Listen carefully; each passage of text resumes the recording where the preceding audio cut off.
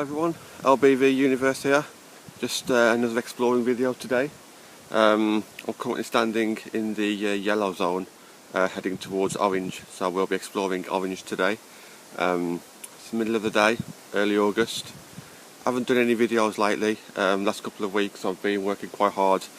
Had the weekend off and went down to Bristol for a couple of 3 days, but I'm back with it again now. Don't know what to expect in this video. Orange zone, never gone inside it before, just the perimeter. So this will be interesting. To get to this zone, we need to walk through the yellow zone first. So I've walked halfway through it now. You might recognise this little area behind me from earlier videos. But yeah, let's start heading towards orange zone, shall we?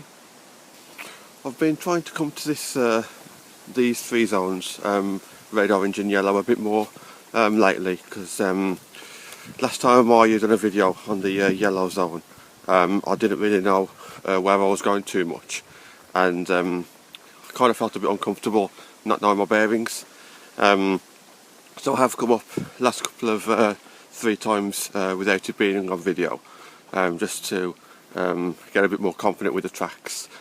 But if you have a little look around as well, which I'll show you shortly, not too different to the previous video in the yellow zone. Still looks pretty much exactly the same.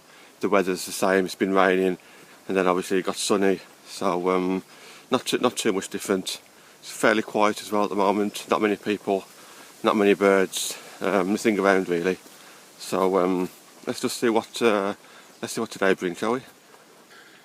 It's quite a long journey to the orange and red zone, because you have to walk about 20 minutes just to get out to the yellow zone, and then obviously once you get there you've then got about at least a half an hour, 45-minute walk around the orange or red zone.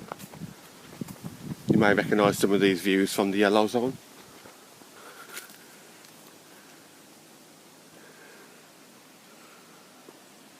It's a nice sunny day.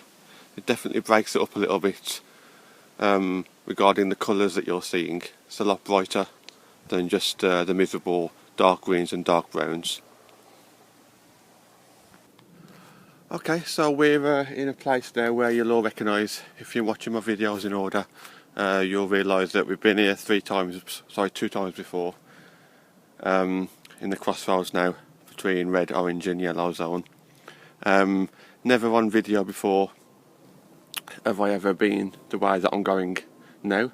So what we're going to do is we're going to head up that way there. Red zone on the right hand side and orange zone on the left hand side. It's took me a good 30 minutes, I'd say, to walk up here. I was taking it easy, but still quite a journey just to get to the orange zone. And there is the orange zone right there. So I think the first thing I need to do is find a path, if there is one, to actually get inside it.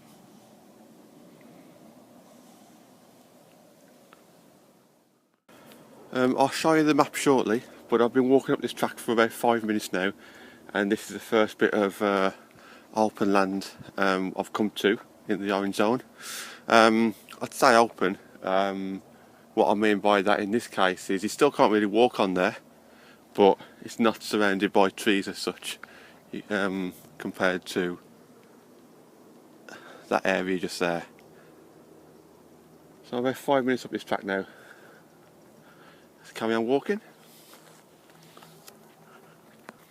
Okay, so that's the area that we're at today, guys. Walked this direction to get to the orange zone, and now just walking around the perimeter.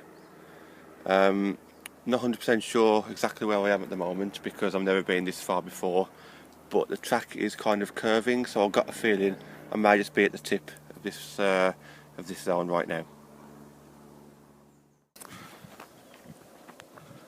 Okay, I was going to carry on walking up this track, not 100% sure if I'm at the end of this zone or not yet. Like I say, it's the first time I've been this far up. I've basically been walking about 50 minutes from the car, so 50 minutes in one direction, and I've got a feeling that this could actually be the end now of the orange zone. I've just come to quite a few tracks around me, and I think this is where I've cut it off. So I'm just going to get my bearings and get back to you. Yeah, you can see a little bit a green field over there, which does mean that I'm at the end of the orange zone. Sorry, being attacked by a fly or a bee or something then. And yeah, so I am actually on the orange border now, and this is one of the two tracks that you can actually walk down. You can't really get inside the orange zone from what I can see at the moment. It is just a case of walking around the perimeter. So I'm going to carry on walking and see where I end up. The advantage of this zone, or at least the perimeter of this zone, is that it is very quiet. I haven't seen anyone here just yet. I've been walking around the orange zone for about 25 minutes and I haven't seen anybody. So it's potentially a good place to do some target shooting, because obviously I don't want a load of people watching me shoot. So that's definitely worth thinking about.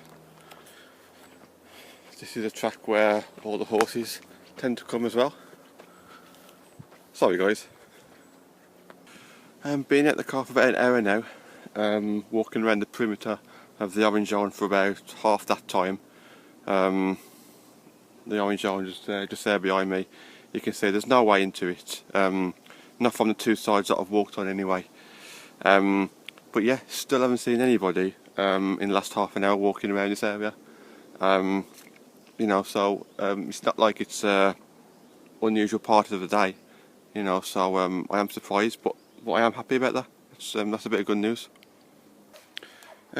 Just heading back to the car now, but I'm going a completely different way, because I just wanted to show you the pond. This is in the blue zone. I never showed you last time, purely forgot, so just get a little bit of a closer look at that one. So nothing major guys, but something that you've never seen on my videos before. So this is just on the edge of the blue zone. I'll show you everything on the map shortly.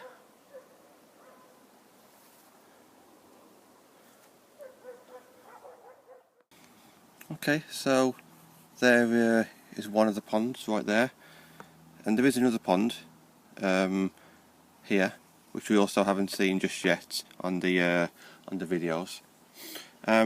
So just to give you a bit of an idea on where we've been walking today. Started off at N1, took about 25 minutes or so slow walk around there, and then we walked up this path and down here. I then decided to turn back and head back the way I know, purely because this area didn't look the cleanest when it comes to pathways, and also this was very, very dense. Looking at it on the way in, I couldn't see if I was guaranteed a way to walk. Okay, still haven't seen anybody now in a good 45 minutes.